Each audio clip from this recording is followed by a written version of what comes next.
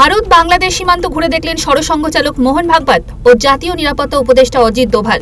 সংঘর প্রধান যখন রাজ্য সফরে ছিলেন তখনই পশ্চিমবঙ্গে আসেন দোভাল। সূত্রের খবর, দুজনেই একসঙ্গে যান হিলি সীমান্তে। এর উল্টো দিকেই বাংলাদেশের রংপুর।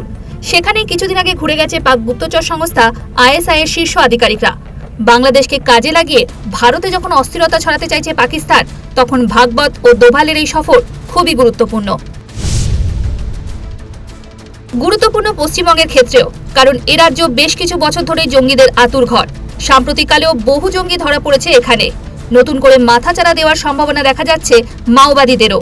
তাই এপার বাংলায় ডেভিল হান্টে নজর দিয়েছেন দোভাল। সূত্রের খবর, দুদিনের কলকাতা সফরে এসেছিলেন জাতীয় নিরাপত্তা উপদেষ্টা অজিত দোভাল। তিনি বৈঠক করেন শীর্ষ গোয়েন্দা কর্তাদের সঙ্গে।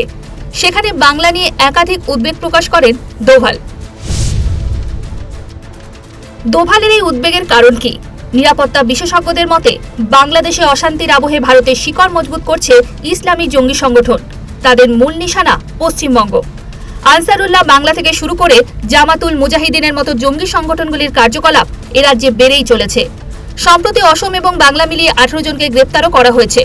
উদ্ধার হয়েছে রাইফেল, বোম বানানোর সরঞ্জাম, তার সুইচ, কার্তুজ সহ একাধিক আগ্নেয়াস্ত্র। শুধু জঙ্গি সংগঠনই নয়, মাথাচাড়া দিয়ে উঠছে মাওবাদী সংগঠনগুলিও। এই ঘটনায় বাংলা নিয়ে উদ্বেগ বেড়েছে কেন্দ্রের, এমনটাই অভিমত নিরাপত্তা বিশেষজ্ঞদের। আর এখানেই উঠছে প্রশ্ন, স্থানীয় স্তরে সংগঠন বিস্তারে সাহায্য করছে কারা? এই সংগঠনগুলিকে অর্থনৈতিক এবং লজিস্টিক সাপোর্টই বা দিচ্ছে কারা? গোয়েন্দা রিপোর্ট বলছে, আনসারুল্লাহ বাংলার নিশানায় রয়েছে ভারত। 2022 সাল থেকে এই জঙ্গি সংগঠনের পাশে রয়েছে লস্কর-ই-তৈবা। এদের লক্ষ্য একটাই, ভারতের উত্তর পূর্ব অংশকে তছনছ করে দেওয়া।